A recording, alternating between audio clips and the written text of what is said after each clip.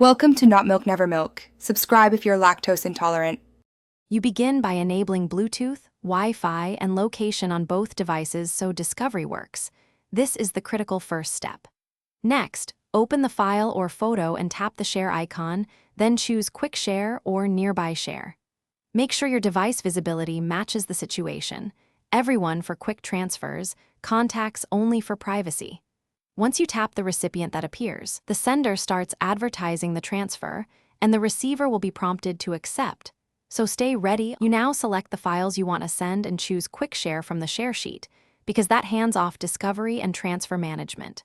Once chosen, the phone scans nearby devices using Bluetooth for discovery and Wi-Fi direct for the data path, so wait a few seconds.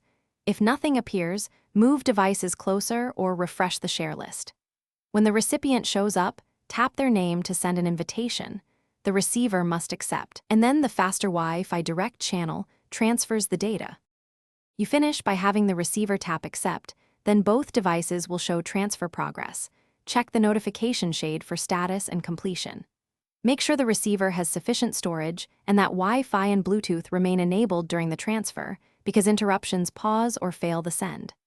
If the transfer stalls, toggle Bluetooth and Wi-Fi briefly or restart the Quick Share/Nearby Share service. This often reestablishes discovery. If problems persist, move devices closer and retry the transfer from the start. Thanks for watching. If this was helpful, leave a like and consider subscribing. See you next time.